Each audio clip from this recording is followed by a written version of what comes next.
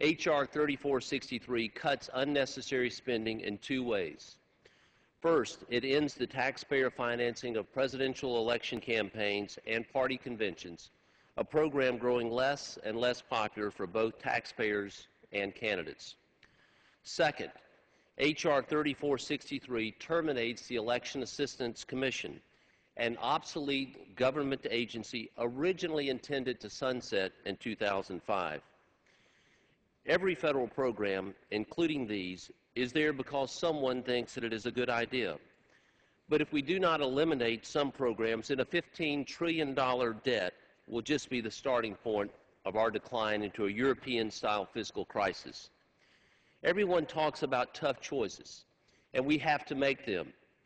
And frankly, Mr. Chairman, these choices are not even very tough. They are about as easy as we're going to find. Mr. Chairman, since 1976, American taxpayers have spent $1.5 billion funding presidential primary campaigns, presidential election campaigns, and national party conventions. My colleague from Oklahoma, Mr. Cole, has been a leader in trying to end those campaign subsidies, and I'm pleased to work with him today to continue that effort. When taxpayer financing of political campaigns and conventions was adopted, proponents said it would improve the public's trust in their government, clean up our politics, and increase the competitiveness of political campaigns. Sadly, it has failed on all counts. Now we find that more and more candidates are opting out of the system altogether. The Federal Election Commission has just this week confirmed that no presidential candidate to date has opted to participate for the 2012 election. Mr. Chairman, we're talking about eliminating a program that literally no candidate is currently using or preparing to use at this point. That includes President Obama, who in 2008 famously became the first presidential candidate ever to decline to participate in both the primary and general election phases of the program. And it's not just the candidates who don't like it. As this chart indicates, support for Americans overall is dramatically low for this program. Since peaking in 1980, the percentage of taxpayers opting to participate has declined from a high of 28.7% to 7%. Obviously something that needs to be done away with. That means that 93% of American taxpayers choose not to participate. They refuse to subsidize political campaigns. And who can blame them? It's bad enough that they have to watch campaign commercials, but they have to pay for them with taxpayer dollars as well. The money designated by a checkoff on tax returns is diverted from those taxpayers' payments into this program, so every other taxpayer has to make up the difference in revenue to the Treasury. The 93% of taxpayers who do not participate have to make up for the money spent by the current 7% who do. Mr. Chairman, eliminating this system will save taxpayers an estimated $447 million over 5 years and immediately return nearly $200 million to the Treasury. This is sensible, and it's long overdue. Also long overdue is the elimination of the Election Assistance Commission. The EAC, created in 2002, as this chart indicates, was expected to sunset in 2005. Instead, as you see on the chart, despite its dwindling services, Mr. Chairman, this agency has more than doubled its employee size in 3 years. This is clearly an abuse of what should have taken place. The EAC was established for a noble purpose to allocate federal grants for state voting systems upgrades, to conduct research, and to test and certify voting equipment. Aside from the certification services, which can be carried out by another agency, the EAC has fulfilled its purpose.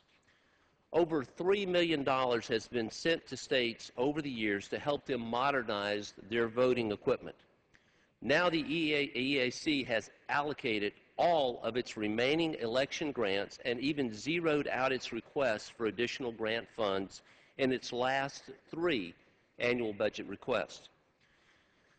The nation of secretaries of state, a bipartisan group, the direct beneficiary of the EAC's dwindling services, has passed not one, but two resolutions calling for the EAC's dissolution. As this chart indicates, the EAC's FY12 budget request devotes 51.7% of its budget to management and overhead costs, more than half. Under this plan, the agency would use $5.4 million to manage programs totaling $3.5 million. This bill would transfer the EAC's remaining valuable service, its voting system testing and certification program, to an existing agency instead of paying the overhead cost of a complete agency just to operate that program.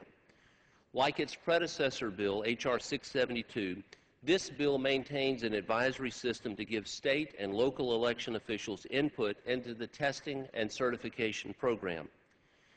Mr. Chairman, since December of 2010, the Election Assistance Commission has not had a quorum. That means it has not been able to make policy decisions requiring approval by the commissioners. Has anyone even noticed? Compared to the real crisis facing our country, has there been harm caused to justify keeping an obsolete agency? The EAC is not merely obsolete, it's also wasteful. I have spoken to this House before about the two hiring discrimination lawsuits against the EAC. Unfortunately, the more time that passes, the more problem comes to light. Just recently, we learned that a former EAC commissioner who continued serving for a year after the end of a term and then resigned has been collecting unemployment benefits. Neither the commissioner's resignation letter nor any facts that we know of indicate the departure was anything other than voluntary. When we have millions of people in this country struggling to make ends meet, how can a senior government official who leaves a job voluntarily collect unemployment benefits? When we have an agency that is not needed and produces scandal after scandal, misperformance after misperformance, it is time for this agency to go.